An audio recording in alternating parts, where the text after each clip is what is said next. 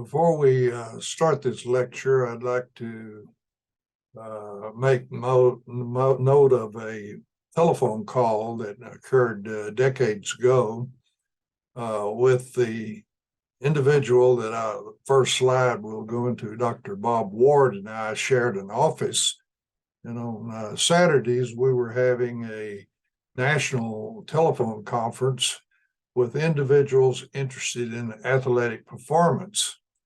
Actually, that's a rather limited idea. Dr. Ward was an icon nationally and internationally on what he called human performance, which is a more encompassing term.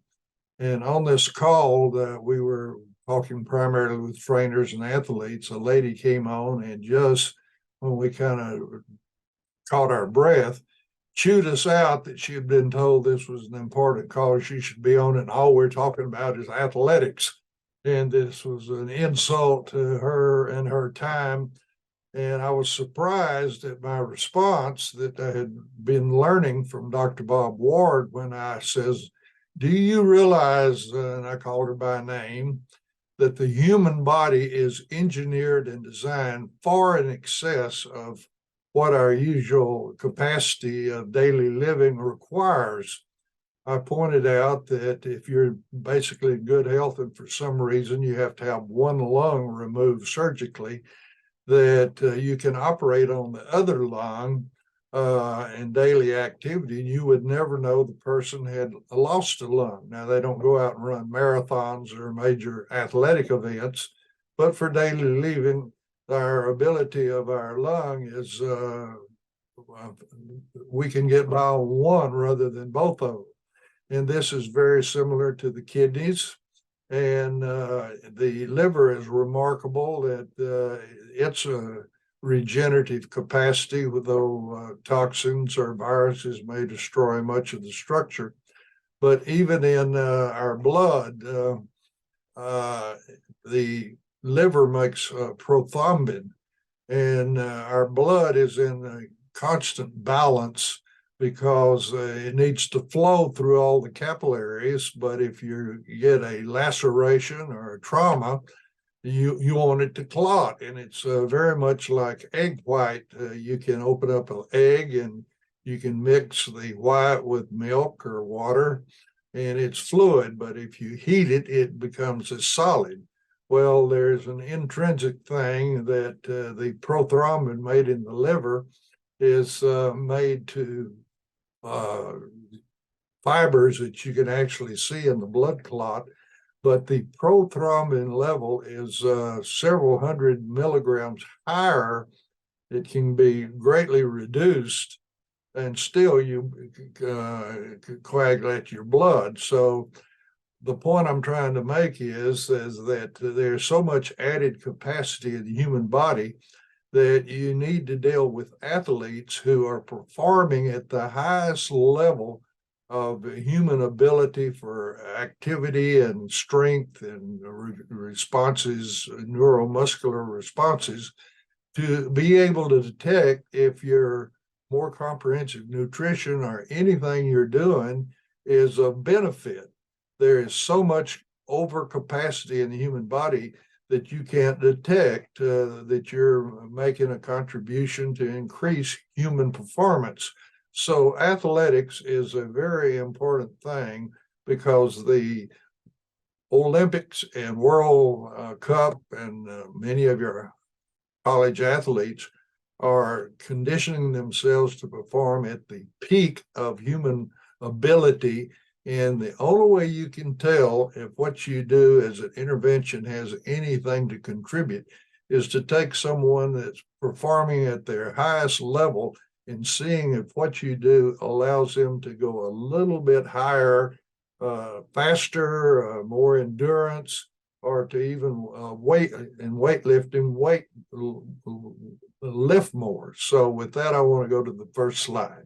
In the introduction, I forgot to tell you that I have put together a essay about over a decade of athletic activities that were remarkable that ended in Dr.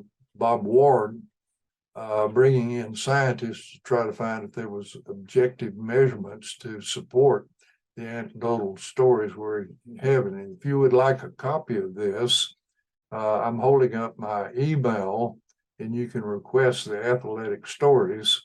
And this is capital R, then McDaniel, McDaniel, at Wellness Quest, WELLNESSQUST.org.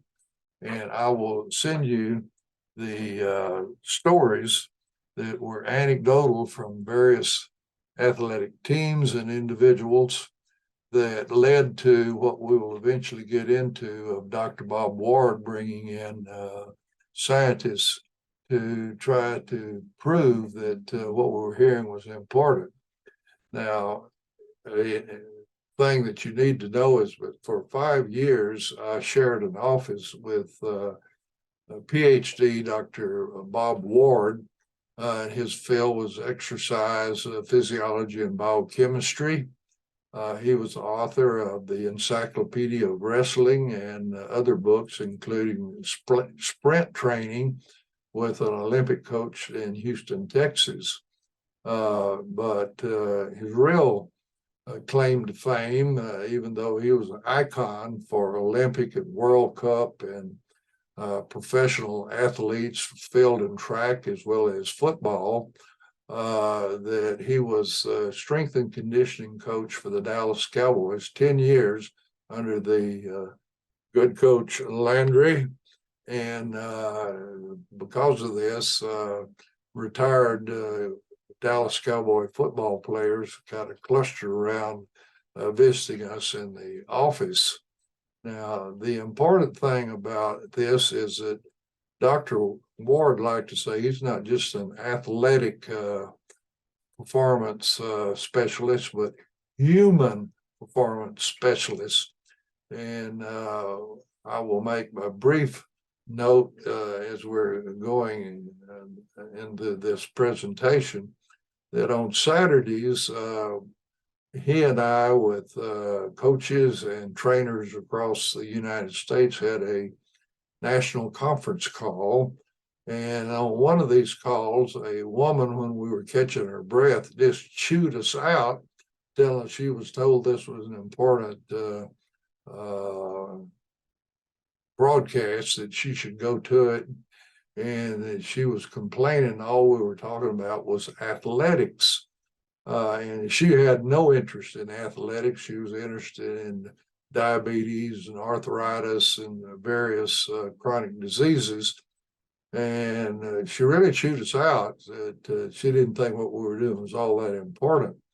Well, I was surprised at what I had learned to say in response, and I pointed out that in the human body, there is so much excess engineering and design that you have to deal with athletes that are performing at the upper edge of human performance, the maximum of what they can do, then to add what you wanted to see if it has any value, like more comprehensive nutrition, to see if they're able to perform even higher, if their times are shorter, that their endurance is better, that their recovery from their activity is faster, and do they have pain and stiffness and all that's associated with maximal physical effort. And that we have to really to tell if we're doing anything, deal with athletes that are performing at the upper edge. And one other thing I wanted to point out with Dr. Bob Ward is that his real claim to fame was for the Dallas Cowboys. He developed a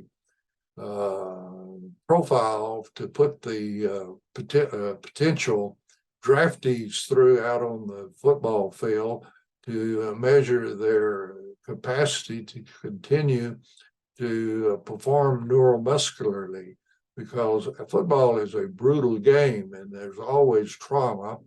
And if you're going to pay somebody several million over several years, you would like to get someone that still has some mileage left in them. And this was a way to find out if an individual still could perform, even though they might have been a college standout. Can they still last several years to warrant being paid huge sums of money? And now this is used by all the professional football teams. And unfortunately, Dr. Bob Ward had deceased not too long ago, possibly from the effect of the China virus or coronavirus, as some people know it. Also, I found out among football players of different teams that he had workshops to teach linemen judo techniques that they could might be across the line from a bigger, stronger, heavier opponent, but they could use judo techniques to take advantage of their strength and use it against them and outperform them in their jobs on the field. So he was quite an experience to be in the office with him. Now, I want to review again that nutrition is so important in the body because it is used to make bioactive compounds, and that to understand what's going on, we can use an example that less than 5 miles from here, General Motors has an assembly plant, and all through the week, through rail cars, on the train, and by trucks, parts are brought in that in the assembly line, they put them together according to instructions that engineers have worked out. And if they have all the parts, they get a complete vehicle that looks right and will work right. I might add that occasionally this whole process is shut down because they don't have enough brakes, or they don't have clutches, and you cannot put these products out if you can't stop them, if you can't move them properly. Well, that's called parts deficiency, and everything stops or doesn't work near as well as it does when all the parts are available. Well, in the human body, we start out by food as parts for the assembly line each cell has inside of it. Each cell is like a tiny little factory, like the assembly line that takes up a large block over here for automobiles. But right quickly, you know that the parts are very small if you have to use a microscope to see a cell, because this is about what you can see at 1,000 magnification.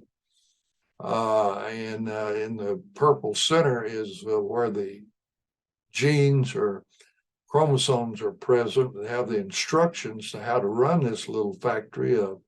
I'll show you here in a minute. But you start out by putting steak or potatoes or vegetables in the mouth and begin to chew it to get it smaller and mix it with saliva. And the first enzymes are secreted by the parotid glands, which are much like scissors to start cutting down large, long molecules to the basic nutrient units.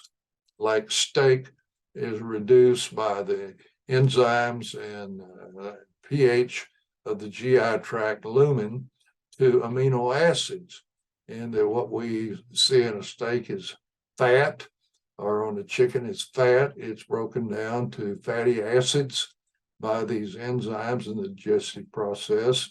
And in our vegetables, particularly, long chains of sugars, which are much like starch or fibers, that they're broken down to units that are called monosaccharides or sugars. And when they're down to the amino acids, fatty acids, and sugars, they're dissolved in the fluid that's in the GI tract, and it's taken across the membrane of the intestines into the serum of the blood that circulates through. and the heart pumps these parts, nutrient parts, around to the cells of the body. And depending on which of the 30,000 genes that we're told that are in our genome, that is what the assembly line assembles by putting these nutrient parts together to conduct the biochemistry of life. And after these parts are made, the artery brings in the blood, and veins take it out to circulate to organs where, for example, in the athletes, to the muscles, where the energy is transferred to move us whatever speed we're going to do. Now, the next slide is just the composition of matter slide, which shows all the elements. The simplest is at the left-hand side at the top, hydrogen, which is a nucleus with only one electron, and it's to the right and to the bottom, you get finally into uranium, like 238. It has 238 electrons, but each little square of these elements, which is everything they found on Earth and even in space, is a stable unit of energy. And as you get more electrons and nuclei, you get more and more energy in it. And if you doubt that there's energy in these little squares, that every time on television you see an atomic bomb go off, you see a mass of uranium about the size of a washing machine in the kitchen that suddenly is converted to energy, which is that equation up there, E equal mc squared. E being energy, which you see in this explosion and the cloud that goes up into the stratosphere. And the M stands for the mass or the element there. And the C is speed of light squared. That's 186,000 miles per second. So it's a very large number multiplied times the mass of the material you have to release energy. And so the hydrogen has a small amount of energy, and water is made up of 2 hydrogens and 1 oxygen for a weight of 18. And you can see a small amount of energy that's in water, which is essential for plant and human life. But this is what is used on the assembly line to make molecules, nutrient molecules, that the assembly line inside the cell, and this is what is present. Every cell is like a little micro factory, and you see a cartoon of one to the left that has in the center where the chromosomes are in the nucleus, it has DNA on it. And this is what you can see at about 1,000 magnification under a light microscope. Now, you'll see an arrow going up to the ribosome, then across to the endoplasmic reticulum, and then to the far right, it says Golgi. These are 3 major steps, ribosome, endoplasmic reticulum, and Golgi, for cellular synthesis. And in the ribosome, primarily the amino acids are hooked together on the assembly line in the cell to start a peptide or protein chain. And in the endoplasmic reticulum, you have in the center the biochemistry of the original research that I was involved in, which was, why have human beings been using aloe vera that can be proved for over 5,000 years for supporting better health? And what you have in the center is a paper published in 1985, a review paper that shows this assembly line. And in this paper, it points out that 9 molecules of acetylated mannose, or ace-mannan, which we found was the active nutrient in aloe leaf gel, that in the endoplasmic reticulum, 9 molecules of this molecule from the aloe are hooked together in 3 chains. And if you look at the surface of the cell at 1,000 magnification, it looks like there are little pitchforks all over it. Well, if you had all of them, it'd be like shag carpet. You couldn't see any of them.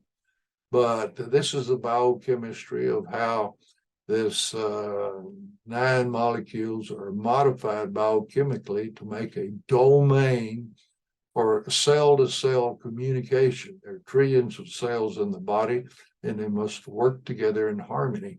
And so that was why the aloe is so beneficial in nutrition, that it is utilized in the endoplasmic reticulum to add to an amino acid chain, which you see there's little dark circles there, to make this domain for cell-to-cell instructions and harmony. And at the bottom of the page, all the structures in the human body, structure and functionally, are made on this assembly line from nutrients that are molecules made up from the composition of matter chart. And one of the most phenomenal things about what I'm showing you is that none of those elements in the composition of matter chart have any of the properties of life or the biochemistry of the human body, but the instructions that are in the DNA in the cellular synthesis can take these, and behold, we have structure and function of life, as shown at the bottom of this page. And of course, this is all vital in the biochemistry and the function of human performance, which we can require athletes to be able to tell if we're doing anything, because there is so much extra engineering and design in the human body. I don't think I told you that if a person's in good health, but something happens and you have to remove one lung, in daily activities, you can't even tell that person is operating just on one lung. Now, he's not going to go out and run marathons or be a competition athlete, but for daily activity, we've got a total extra lung ability to support our body. Same thing about the kidneys. You can take out one kidney and the blood will not have toxins in it, that one kidney can handle it and keep it at a normal level. And this is truly amazing. And in terms of not only organs, but our blood is a very important and complex structure. It needs to be quite fluid, kind of like the white of an egg. The egg white can be mixed with water or milk very easily, but if you heat it or add vinegar, it will turn to a solid. And our blood, we want it, if we have an injury, you don't want to bleed out the blood volume, it will clot. Well, the liver makes prothrombin, which there is a complex process that turns it into a fiber, much like the egg white being heated, and it becomes solid where it was a liquid. And so we won't bleed to death. And the point I wanted to make is our liver makes about 3 times the amount of prothrombin that it's necessary to clot our blood. And even in the elements that are in the blood, the platelets are in a range of about 250 to 300,000 platelets per milliliter of blood, a microliter of blood.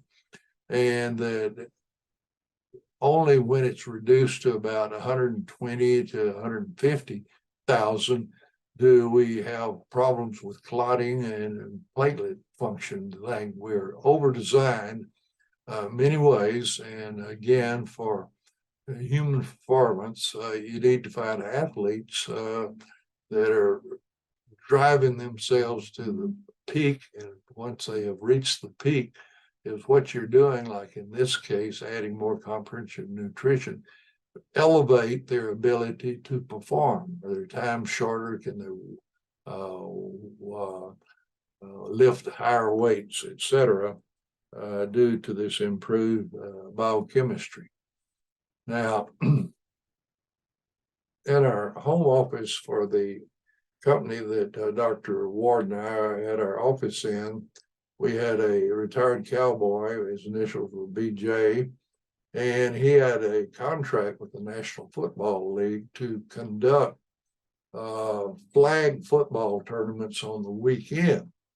And he kept coming in on Monday saying, "You guys don't know what you got. This is a source of instant conditioning." Well, he said, "What do you mean?" And he says, "I have been finding out that on Friday I can pick one of the teams, and these are primarily made up of former high school and college football athletes that never made the big time, and they have jobs that are out of condition. However, by Sunday, generally in the past, they could hardly move on the football field due to fatigue, pain, and stiffness from their previous games on Friday and Saturday, because they have to play multiple games to get to the finals." Well, working through their coach, I could start a team and pick a team and start them on this more comprehensive nutrition built around the active ingredient in the aloe plant. And I could pick the team because they could run circles around any other team that they met on Sunday. And it's instant conditioning. And to further help this, this individual decided that he would go to Hawaii and run the Ironman, which is swimming, bicycling, and cross-country running. And with little training, and in fact, never doing all three events at the same time, he went over to Hawaii, loaded up on this more comprehensive nutrition, and he finished the contest before they brought it to an end. He didn't set any records, but what happened after the event was maybe more important than even participating. I was lecturing in Hawaii one time the day after the Ironman, and it was a masochistic feast.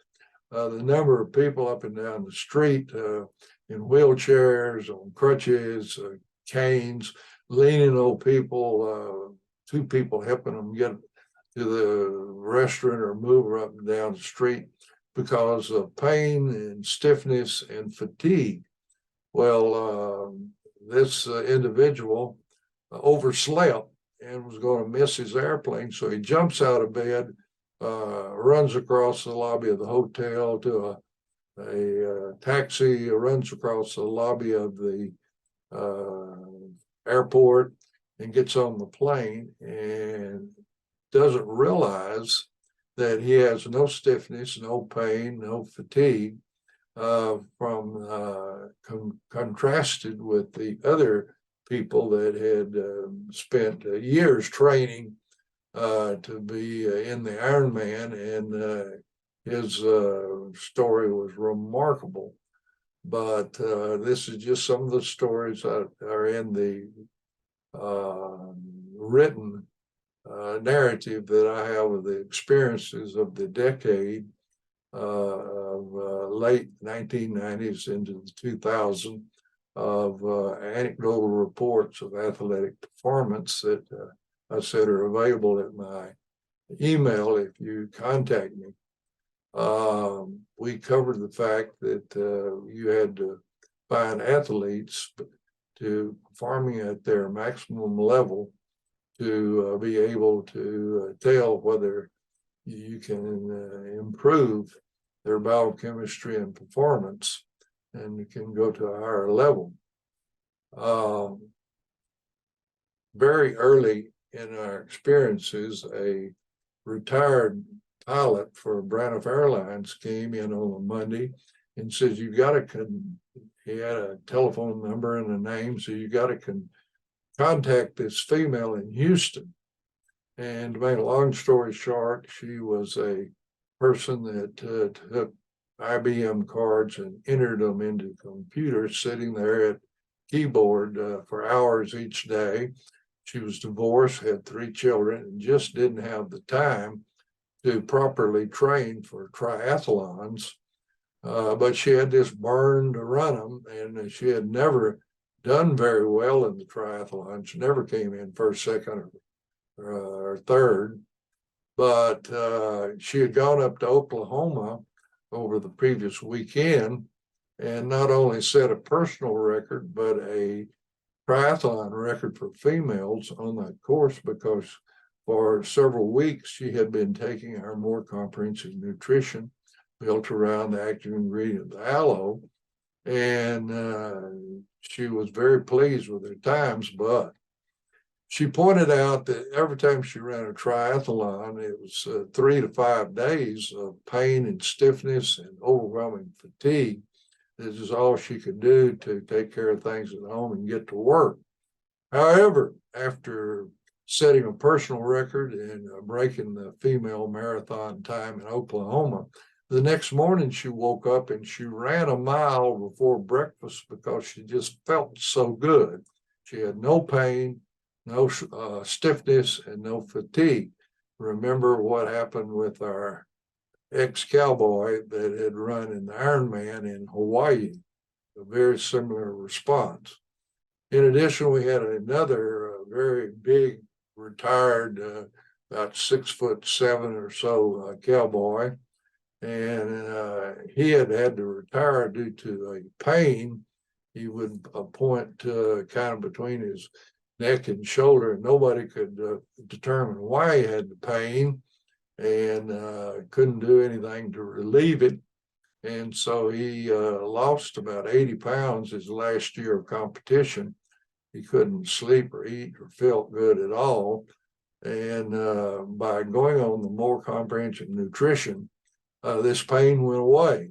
And I couldn't tell him why, and I still don't know why, but he was very happy over this. But in his retirement, he had taken up photography.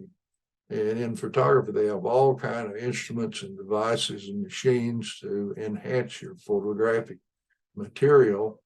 And he complained that whenever he bought something, he had to have the salesman come and explain how to use it 2 or 3 times because he couldn't read the manual and figure out how to work it.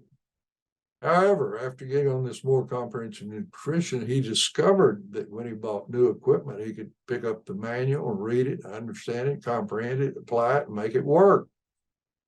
Well, this impacted him, but then he had 2 grandsons that were in special education because they had ADD, ADHD, that's attention deficit disorder, also hyperactive syndrome.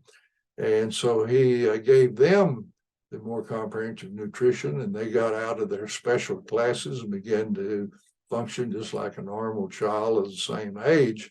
And he decided that he had had this all his life, and because he was so big and good at football, he was never really pressed to have to perform academically. He never did really learn to read very well. Well, he had improved. Also, he gave it to his mother, and she had some health problems that had been present chronically for years, and she improved.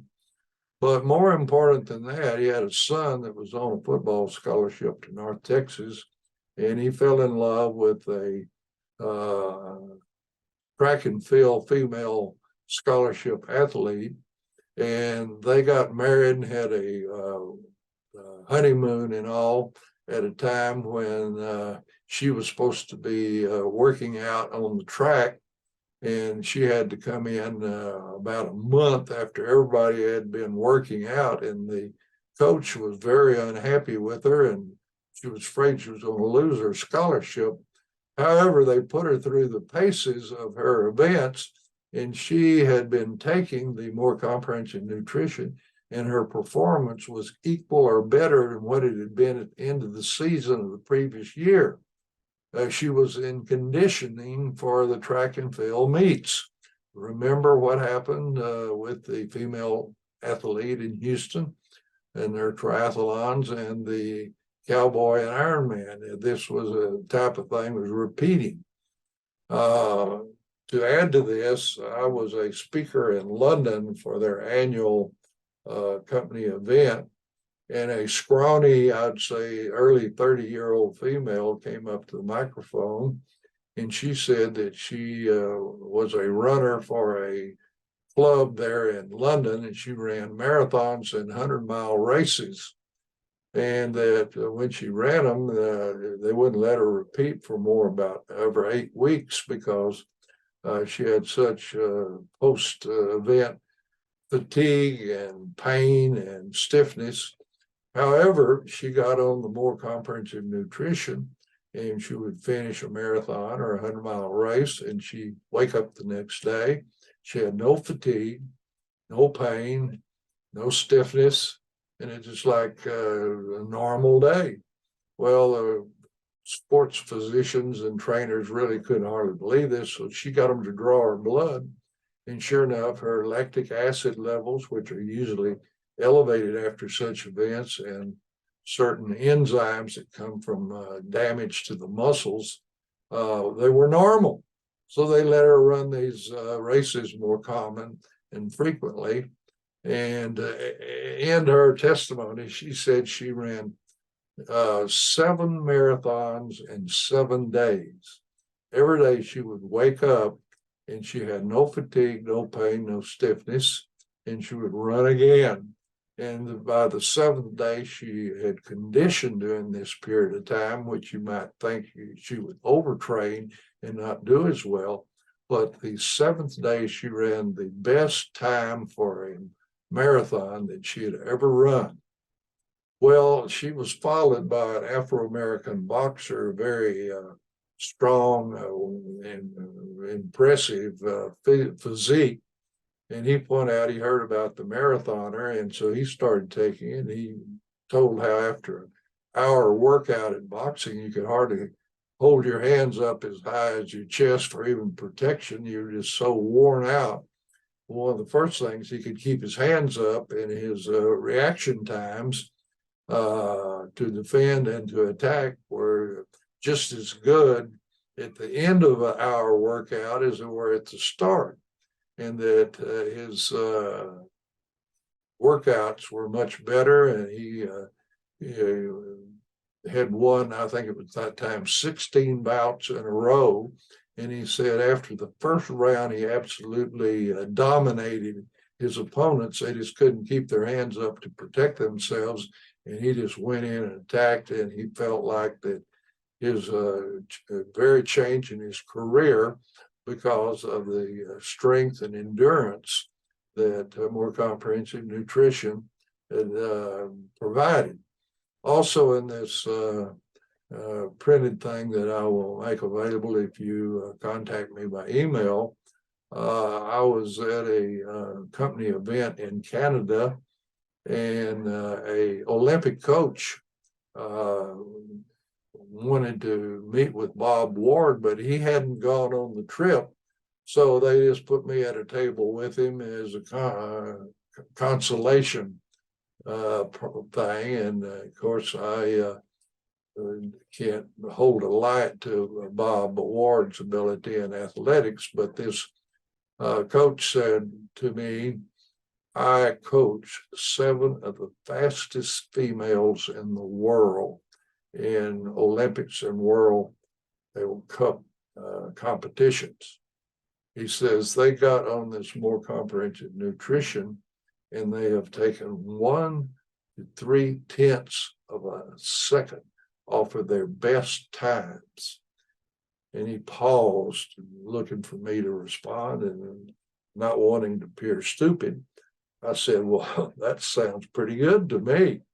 Well, he rose up out of his chair and he says, pretty good. He says, at this level of competition, 1 to 3/100ths of a second is pretty good.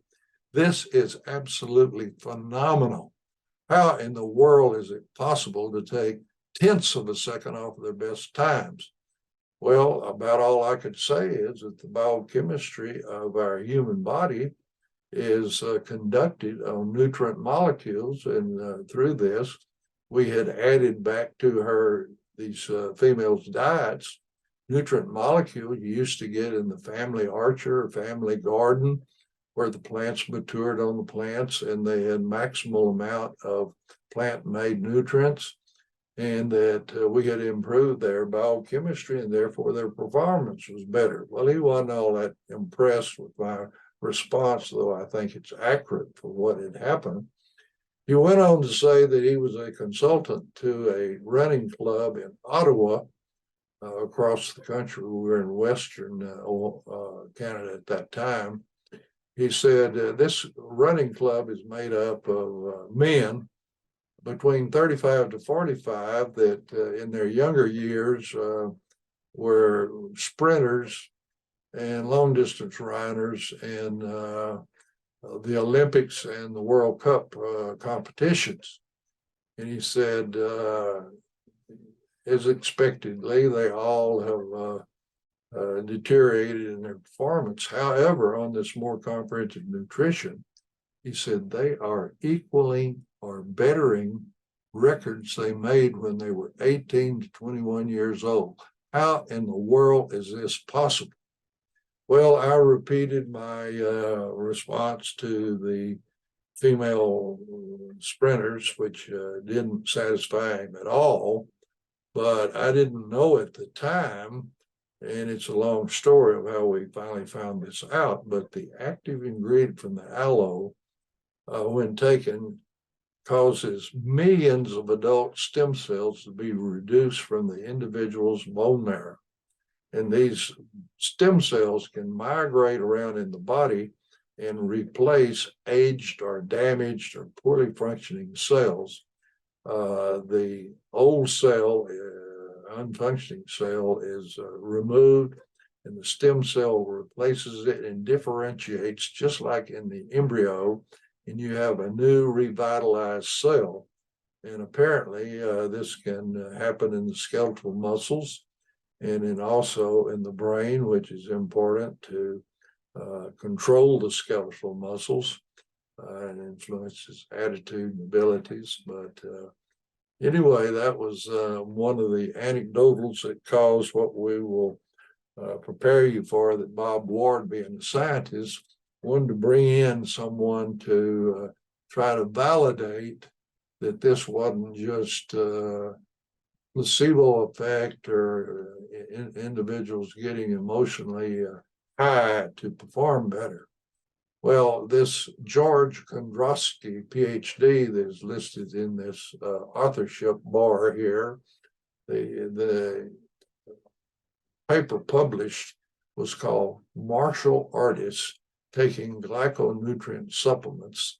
That's the more comprehensive nutrition we had built around the active ingredient from the aloe plant, that this glyconutrient supplement showed greater improvement in intermediate power striking force than controls.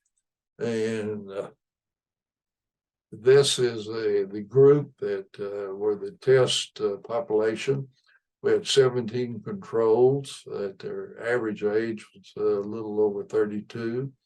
Of the nutraceutical taking intervention group were 9, and they averaged about 35 years old. There were 13 males and 4 females in control group, with 6 and 3 in the nutraceutical group. The controls were a little heavier because of the males' numbers. They averaged 182, nearly 183 pounds, whereas the nutraceutical groups 160. And this tells of these martial artists whether they were black belt, advanced, or intermediate level of activity, which is 854 and 63 for the nutraceutical group. So this is the population in which the intervention group, which we use the term nutraceutical. Now, on this tracing, down in the corner, you can see how the individual, Dr. Kondrowski, brought in this thing. He stands, and there is a line that runs to a weight that they stand there on their legs, and with their arms and their body, they make an effort to strike and lift the weight. And on the chart, you can see that it goes up to about 250 pounds. And here we see the people moving that weight up to between 100 50 to 200 pounds, most of it. Now, the solid line shows something important. That's 3 different bouts. And if you can tell, there is a tendency for that solid line to show fatigue as you go from bout to bout. Now, our nutraceutical individuals all are the dots, and you can see they pretty much stay right even all the way across 3 different bouts, and that they're higher than the original no dietary supplement.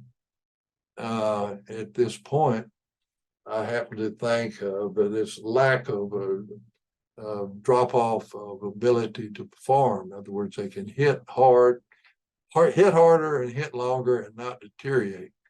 Is that I visited with Dr. Bob Ward with a coach up in Little Rock, Arkansas, and he when the Southwest Football League disbanded, Arkansas was placed into a league with universities to the east and I can't think of them right now, Duke and Emory. And these Eastern clubs had female track athletes on scholarship and had up to 35 and 45 different track members on their female track teams. They had specialists in some of the events. And here we had in Arkansas only 4 female track performers. And what the coach says that they had a event down in the big dome in New Orleans. It was nearly 100 degrees, and the humidity was just horrible, and that all over the floor of the Coliseum were track individuals laying down due to heat exhaustion and dehydration and all, and that his 4 track females that were on the more comprehensive nutrition didn't have any of this type of problem at all. And that furthermore, they had to run qualifying events in the morning to qualify to run for the finals in their event. And then that afternoon, the same females had to run the relays against these teams that they had specialists, as I said, 35 to 40 different girls, and they were be able to rest in just one time.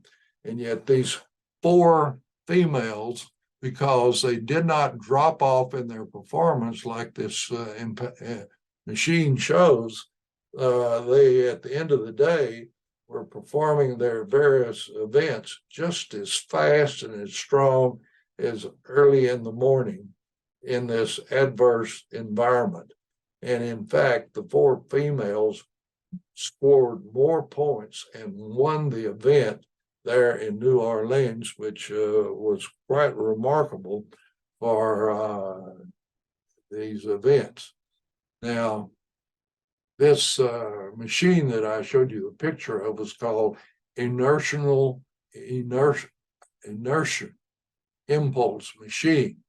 And they were allowed an orientation period to practice on days 1 to 10. And on the 11th day, they established their baseline of performance. And then comparing after all of them had been through this, the controls as well as the interventionals.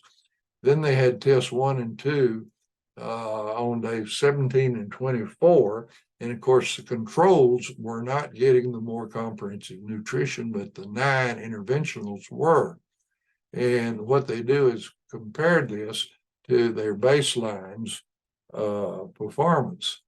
And this is what they took in terms of the interventional 9 about the nutraceutical capsules and sports drink and how they took them, like here morning and bedtime, and the drink before the workout. This is what the intervention was for after preparing, just like the controls did. Well, this is a graphic presentation of the controls, how they were able to perform on that inertial machine.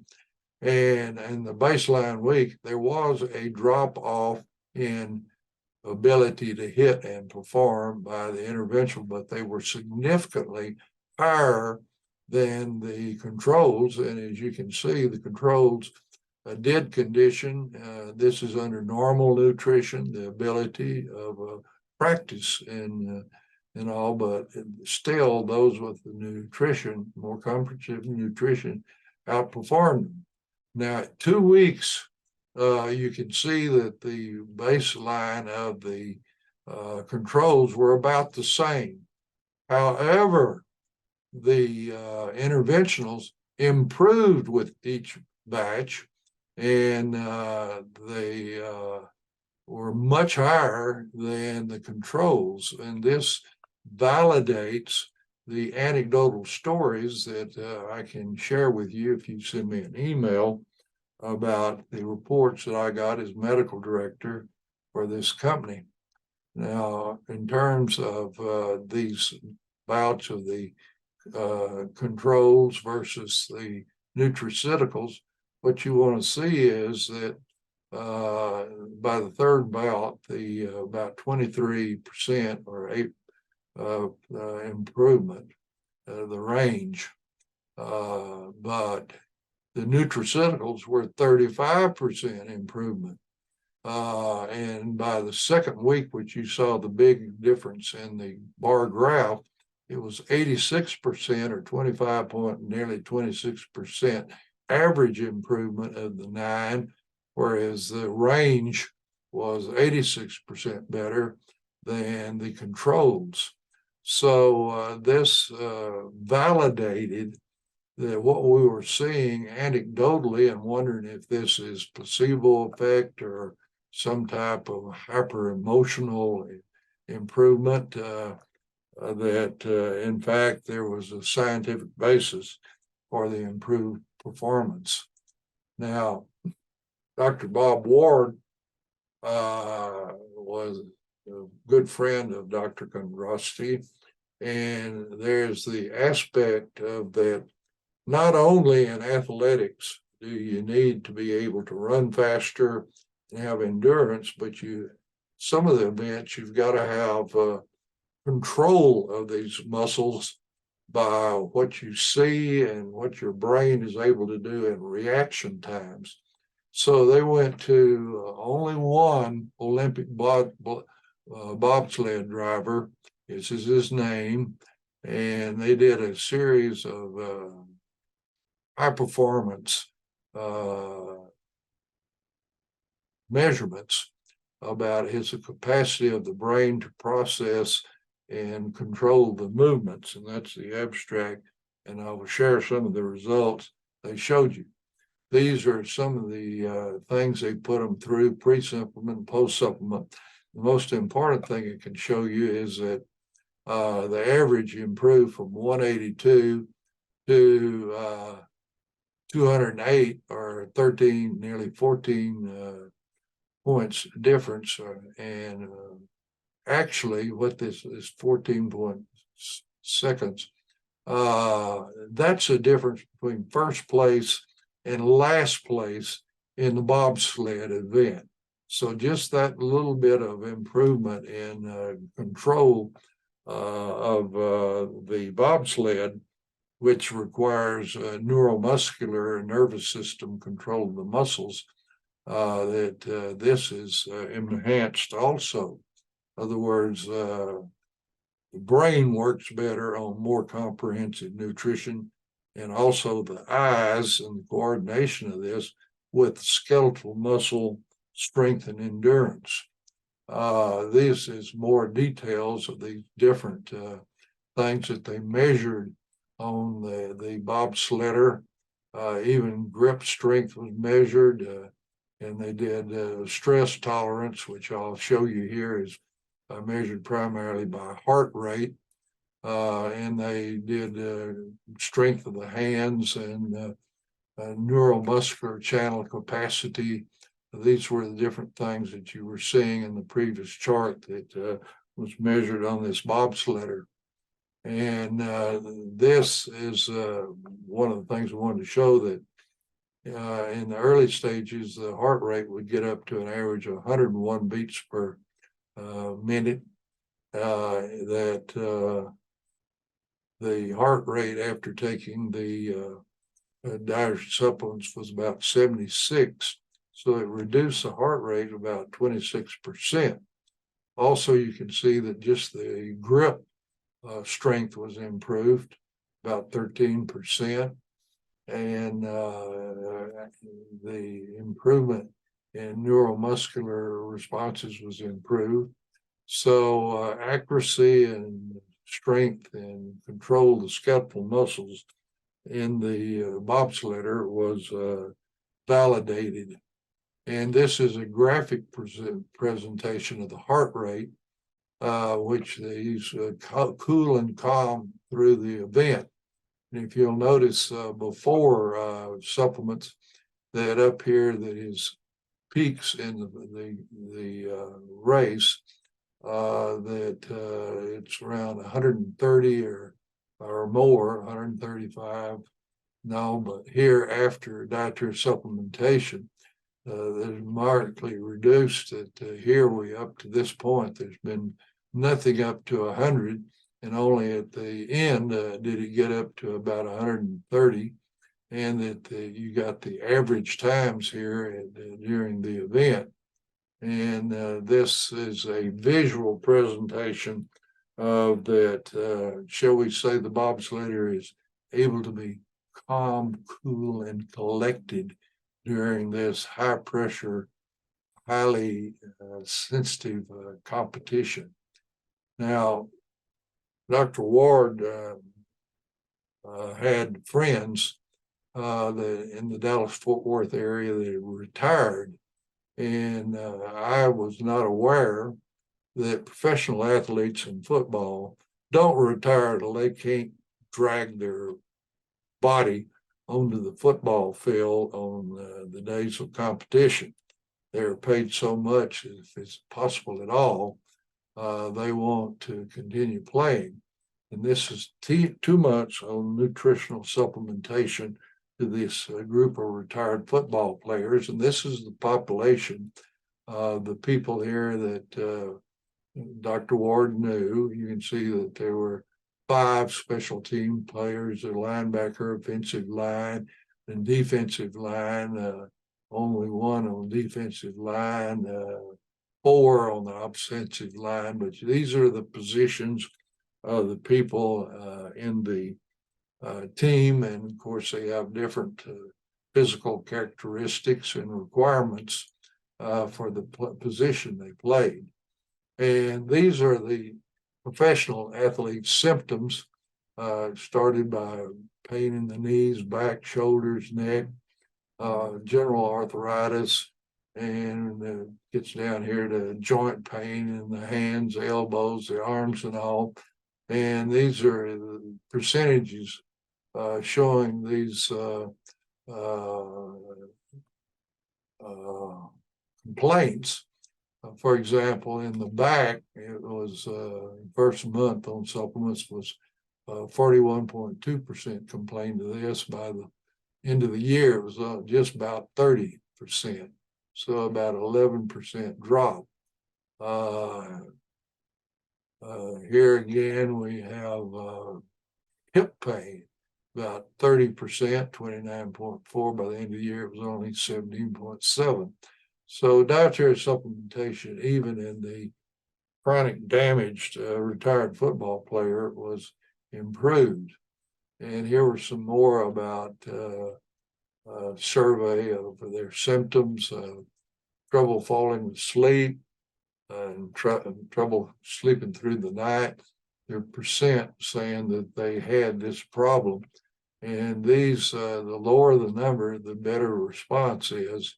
And that all of these improved complaints in the retired athletes. This is initially the average score of waking up early, burden of others, trouble sleeping through the night, irritable toward others, worrying, inability to work around the house, forgetfulness, and mind fogging concentration. And these were statistical significance of the improvements in 12 months. They all improved. We want to summarize this by saying that the assembly line in each cell in the body, and there are trillions of them, produce bioactive compounds depending on which gene is activated to make the bioactive compound. And this is the biochemistry of life. And of course, in the measure of human performance, you need to find an athlete that is at the peak of their ability to perform, to see and be able to detect if what you're doing is of any benefit. Because if they're at their peak and they even go, can they lift more, or their time shorter, or can they run longer? And of course, we showed all these things improve. We showed not only was the improved performance, but that their health status was even elevated in retirement. And one of the reasons we deal with athletes, because there's excessive organ and performance capacity in the human body. And for just an average person, there's so much additional capacity, you can't tell what you're doing is doing any good. But in human competition, you can, when they're at their peak of their performance, if what you're doing allows them to perform even better, you know you're doing something worthwhile. And of course, we're able to show improved performance and also elevated quality of life in retirement. And that athletic performance unmasks the benefits of nutrition imparted in the body. And so with that, that's the end of this presentation.